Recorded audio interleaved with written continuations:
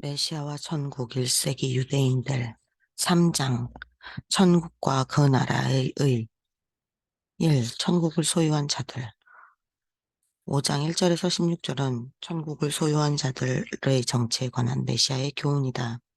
그 내용은 천국을 소유한 자들 5장 1절에서 12절, 천국을 소유한 자들과 세상 5장 13에서 16절로 구분된다. 메시아 예수께서 제자들에게 천국을 소유한 자들이 누구인가 관하여 가르치셨다. 또한 천국을 소유한 자들과 세상과의 관계에 대해서 말씀하셨다. 이제 하나님 나라는 유대인이라는 민족적 경계를 초월한다. 천국은 예수를 메시아로 영접한 자들의 나라이다. 본문은 마태복음에 서술된 메시아와 천국을 이해하는 데 핵심적인 메시지이다. 마태복음을 여는 기와 같은 메시지이다. 1세기 팔레스타인 유대 종교적인 배경 속에서 기독교의 본질과 특성을 분명하게 드러내는 메시지다. 특히 5장 1절에서 12절은 천국을 소유한 자들과 그들의 미래에 관한 메시지다.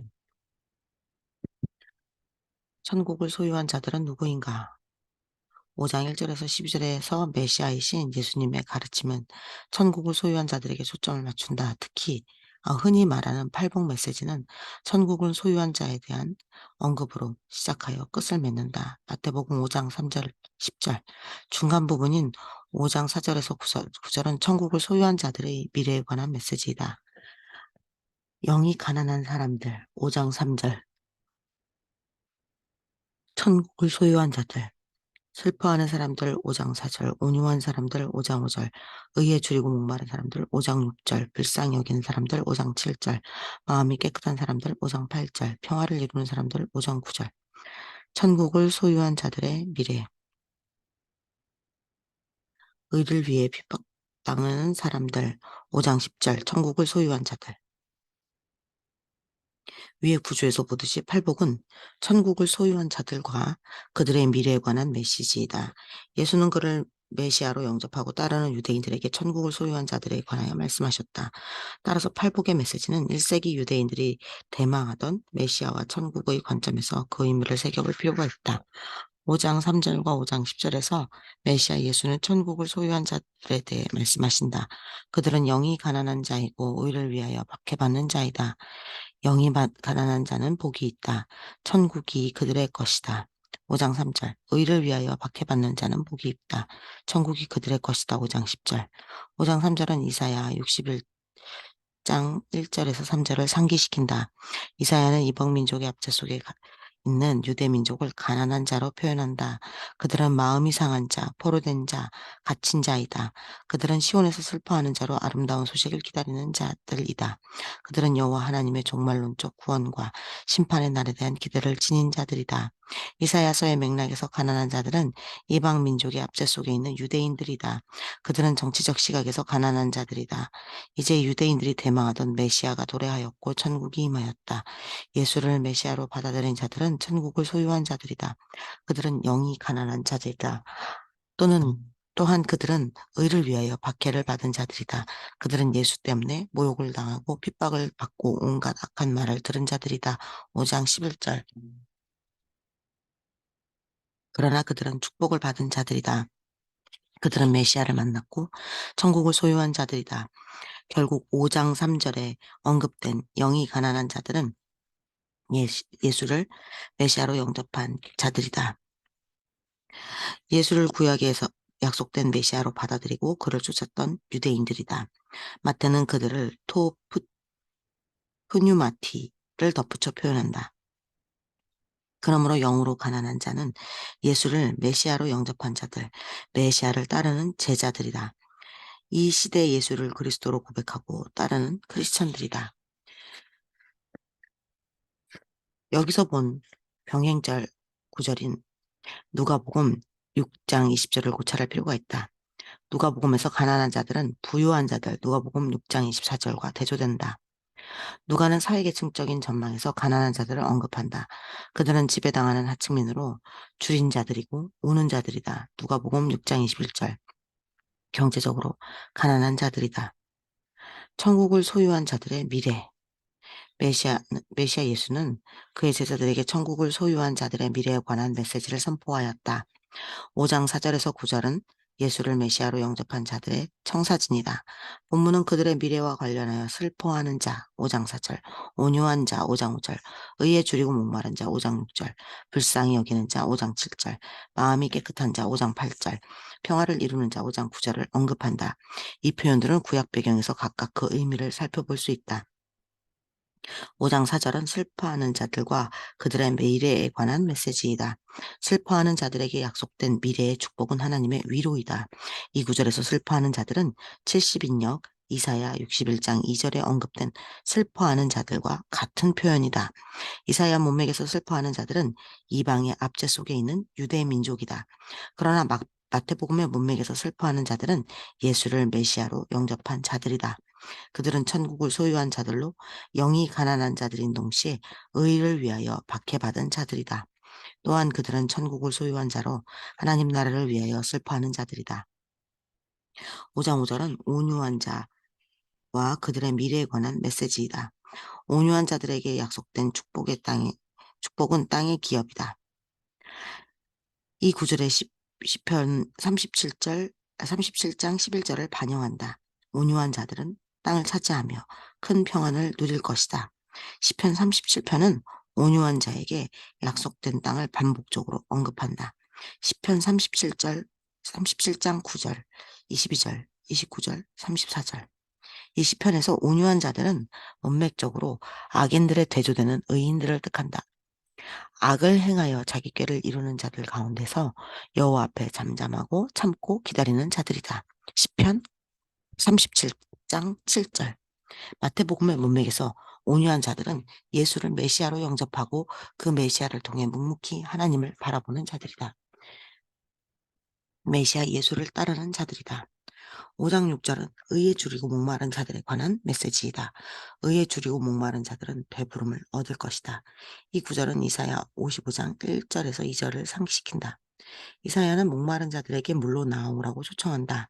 배고픈 자들에게 값도 내지 말고 와서 포도주와 젖을 사라고 초청한다. 초대의 메시지는 여호와 하나님의 말씀에 귀를 기울이는 자들이 좋은 것을 먹이고 좋은 것을 먹을 것이고 풍성한 음식으로 즐거움을 얻으리라고 강조한다. 1세기 유대 배경에서 외식하는 종교 지도자들은 그들의 마음이 하나님으로부터 멀어졌다.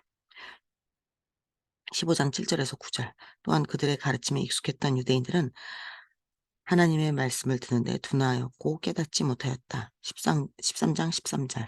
그러나 의에 줄이고 목마른 유대인들은 메시아 예수를 통해 하나님의 말씀에 귀를 기울였다. 예수는 그들에게 천국의 비밀을 아는 것이 허락되었다고 가르치셨다. 13장 11절. 5장 7절은 불쌍히 여기는 자들과 그들의 미래에 관한 메시지이다. 불쌍히 여기는 자는 하나님께 불쌍히 여김을 받는 미래가 약속된다. 구약에서 호세아 선지자는 선포하였다. 호세아 6장 6절. 내가 바라는 것은 제사가 아니라 사랑이다. 번제보다 하나님을 아는 것을 원한다. 호세아의 메시지는 예수의 가르침에 반복적으로 인용된다. 9장 13절, 12장 7절, 마태복음 5장 3절. 주기도문에서 예수는 우리가 우리에게 잘못한 사람을 용서해 준 것처럼 우리의 잘못을 용서하소서라고 기도하라고 가르치셨다.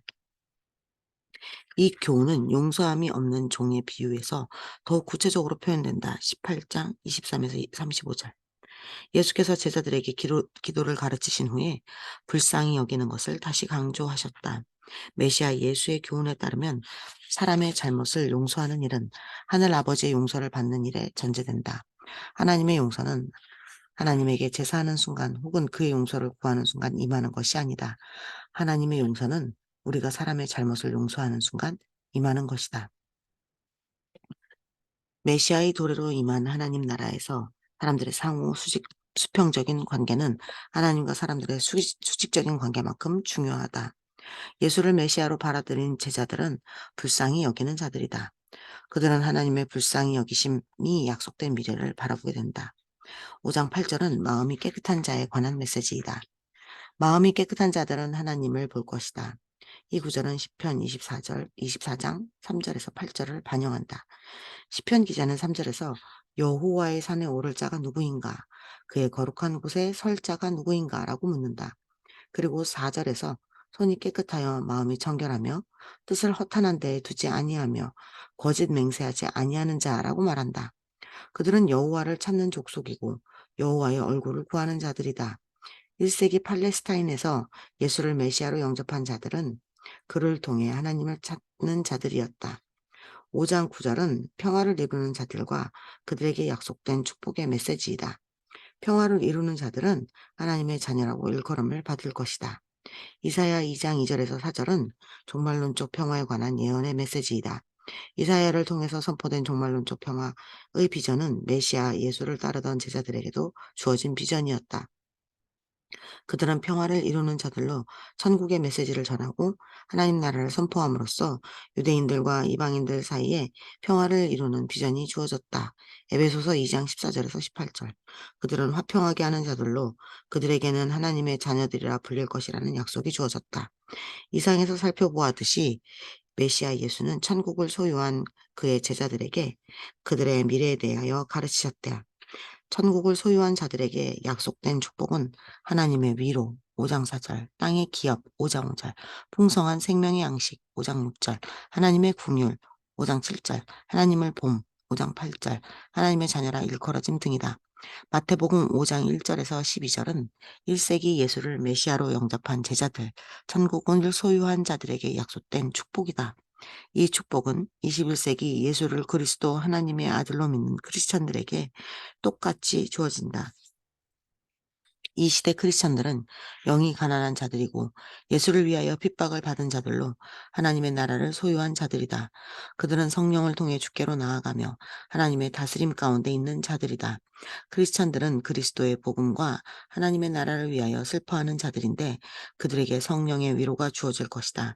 사람들은 물질적인 가치가 우선시되는 세상에서 재물을 쫓아가며 황금 만능주의의 사고에 젖어 살아간다. 이러한 세상에서 크리스천들은 주님을 따르기에 경제적 손해를 당할지라도 잠잠히 하나님을 바라보는 온유한 자들이다. 그들은 하나님의 약속처럼 반드시 땅을 기업으로 받을 것이다. 크리스천들은 주님의 말씀을 청종하는 자들로 그 말씀으로 인하여 풍족한 생명의 양식을 얻을 것이다. 그들은 하나님의 사랑으로 사람들에게 다가오는 자들인데 하나님의 더한 사랑이 그들에게 부어질 것이다. 오늘의 크리스천은 마음이 깨끗하여 하나님에게 나아가는 예배하는 자들이다. 그리하여 그들은 항상 하나님을 볼 것이다. 그들은 주님의 말씀 안에서 평화를 이루는 자들이다. 세상은 그들을 통해 하나님을 볼 것이므로 그들을 하나님의 자녀들이라 칭할 것이다. 천국을 소유한 자들과 세상 5장 13에서 16절에는 메시아 예수의 강화는 하나님 나라와 세상과의 관계에 관한 강화로 이루어진다. 강화의 내용은 두 가지로 은유, 세상의 소금, 세상의 빛으로 설명된다. 예수께서 그를 따르는 자들에게 하나님 나라와 세상과의 관계를 소금과 빛의 은유로 가르치시고 그들의 착한 행실을 통해 하나님께 영광이 돌려지도록 할 것을 말씀하셨다. 세상의 소금 1장 13절은 소금의 은유를 사용한 예수의 메시지이다. 이 구절의 메시지는 맛에 초점을 둔다. 짠맛은 소금의 독특한 맛이다. 소금이 그 맛을 잃으면 밖에 버려져 사람들에게 밟히게 된다. 1세기 당시 예수를 메시아로 영접한 유대인들은 천국을 소유한 자들로 유대교와 다른 신앙과 삶의 가치를 추구하였다. 그들은 영이 가난한 자들, 의를 위하여 핍박받는 자들로 천국을 소유한 자들이었다. 또한 그들은 슬퍼하는 자들로 하나님의 위로를 기대하고 온유한 자들로 땅의 기업을 누릴 희망 속에 살았다. 의에 줄이고 목마른 자들로 생명의 양식으로 채워질 기대와 불쌍히 여기는 자들로 하나님의 불쌍히 여김을 바라는 삶의 독특함이 있었다. 마음이 청결한 자로 하나님을 볼 것이라는 기대, 평화를 이루는 자들로 하나님의 자녀들이라 일컬음을 받을 것이라는 기대 속에 살아가는 삶의 맛이 있었다. 그리하여 그들은 예수를 메시아로 영접하는 순간부터 세상의 소금으로 존재하였다. 21세기 크리스천들도 1세기 제자들과 마찬가지다. 그들은 천국을 소유한 자들로 독특한 가치관 속에 살아간다.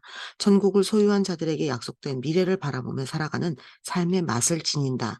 주님 때문에 모욕과 핍박당하고 터무니없는 말로 온갖 비난을 받는 신앙인의 길을 간다.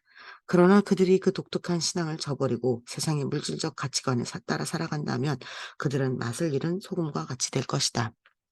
세상의 빛 5장 14에서 16절은 빛의 은유를 사용한 예수의 메시지이다. 소금의 은유가 맛에 초점을 맞춘다면 빛의 은유는 밝히 드러나게 비침에 초점을 맞춘다. 빛이 비치면 산 위에 세운 마을의 모습이 환히 드러난다. 또 사람이 등불을 켜서 등잔대 위에 놓아둠으로써 등불이 집안에 있는 모든 사람에게 비친다. 천국을 소유한 제자들은 메시아와 천국의 실체를 밝혀 드러내는 자들이었다. 위선적 유대 지도자들의 가르침에 의하여 어두워진 팔레스타인 땅에 메시아와 천국의 실체를 드러내는 빛으로 존재하였다. 예수께서 당시 유대 지도자들을 눈먼 인도자로 지칭한 것은 주목할 필요가 있다. 23장 16절, 17절, 19절, 24절, 26절. 그들은 위선과 탐심으로 눈이 멀어서 메시아를 영접할 수 없었다. 메시아의 도래로 임한 천국을 인식하지 못하였다. 그러나 예수를 영접한 제자들은 세상의 빛이었다. 세상은 제자들로 인해 메시아의 실체, 천국의 실체를 보았고 하나님은 영화롭게 되었다. 크리스천들은 예수를 믿는 순간부터 세상의 빛으로 존재한다. 그들은 유일하신 하나님을 밝히 드러내는 빛이다. 그 하나님이 세상에 보내신 그리스도 예수를 드러내는 빛이다. 그리하여 그들은 하나님을 영화롭게 하고 주 예수 그리스도를 영화롭게 한다. 또한 크리스천들은 세상의 실체를 분명하게 밝히는 빛이다. 그들로 인하여 세상에서 진리와 거짓, 정의와 불의, 믿음과 불신 등의 실체가 드러난다.